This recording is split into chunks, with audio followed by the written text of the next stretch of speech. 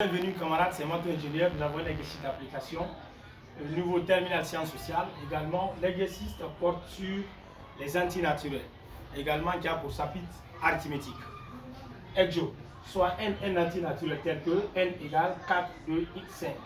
Détermine les valeurs possibles de x pour que n soit divisible par 3 et non par 9. Ici, camarades, c'est simple. Cet exercice d'application, on va faire ce jeu d'enfant. On va essayer de déterminer les valeurs possibles de x pour que l'antinaturel n, qui est la découture, n égale 4, 2, x, 5, soit divisible par 3 et non par 9. N, c'est quoi? Je prends l'écriture. N égale à 4, 2, x, 5. D'abord, il faut rappeler qu'ici, alors le système qui est là, c'est un système également décimal. Lorsqu'on fait une écriture simple sous cette forme, sans système, on sait déjà que la base est 10.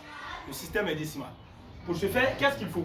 Pour déterminer également x ici d'abord, pour que n soit divisible par n, il faut d'abord également, n soit divisé par 3, il faut d'abord également évaluer le critère de divisibilité de 3.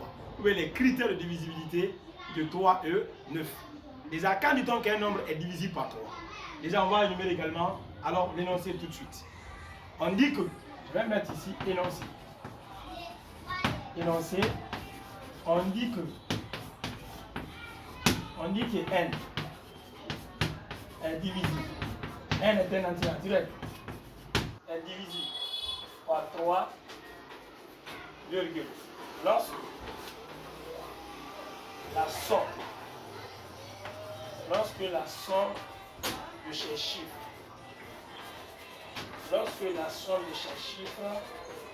est un multiple, de 3. Donc cela veut dire quoi? Un entier naturel est divisible par 3 et 9 lorsque la somme de ces chiffres est un multiple de 3 ou bien est un multiple de 9. Donc voici le critère de divisibilité pour 3. Donc de ce fait, on va essayer d'appliquer cela ici pour l'entier naturel n. N qui est égal à 4, 2, x, 5. Pour que 3 n soit divisible par 3, il faut quoi?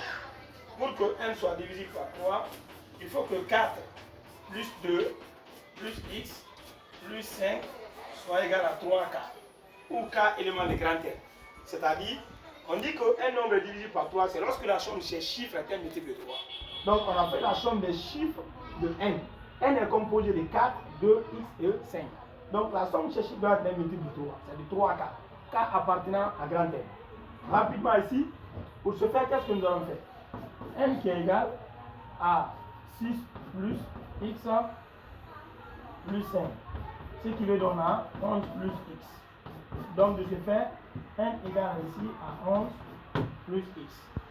Arrivé ici, qu'est-ce que nous allons faire? On va essayer de déterminer la contrainte, ou bien les contraintes sur x. On regarde le positionnement de x. X n'est ni au début ni à la fin. Il est au milieu. Donc ici, les caractères ou bien les critères qu'il faut pour voir. X qui est là, x n'est pas différent de 0, x peut prendre 0.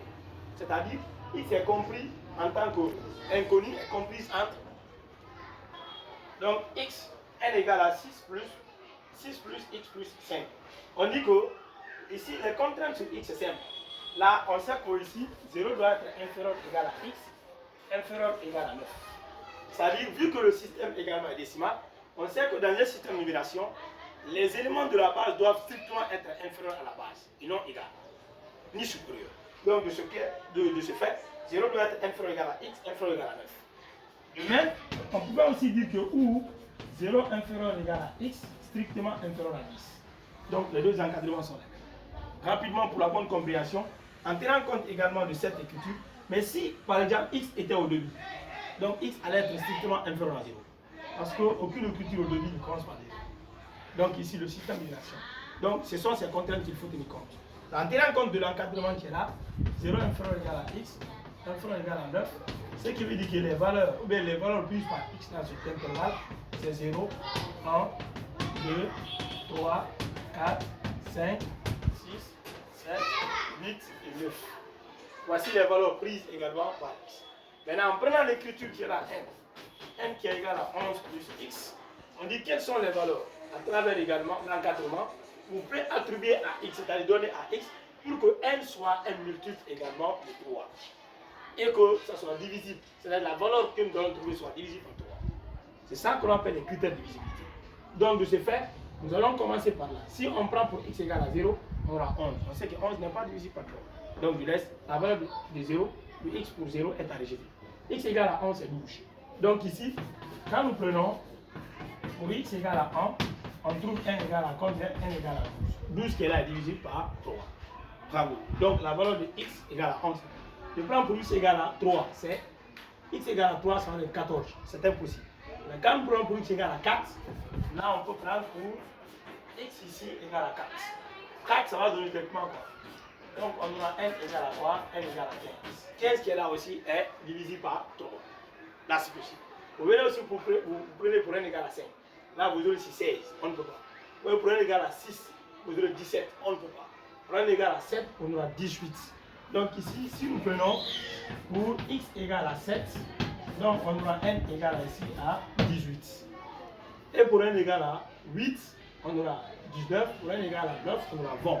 Donc ici, voici les valeurs pour que l'écriture n, 4, 2, x, 5 soit divisé par 3.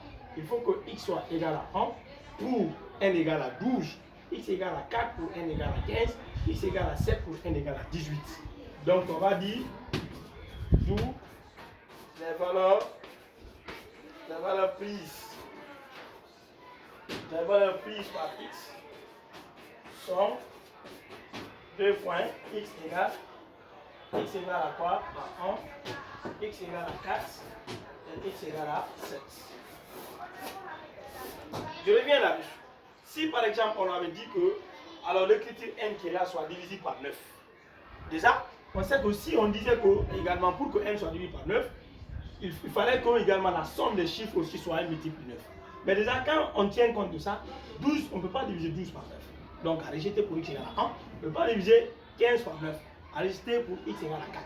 Mais par contre, quand on peut prendre pour x égale à 7, on a 18. Parce que 18 déjà est divisé par 9. Donc si on disait pour x égale à 9, c'est-à-dire de déterminer les valeurs possibles de x pour que n soit divisé par 9, directement on allait prendre seulement l'unique valeur pour x égale à 7, car cela donne 18 qui est divisé par 9. Merci.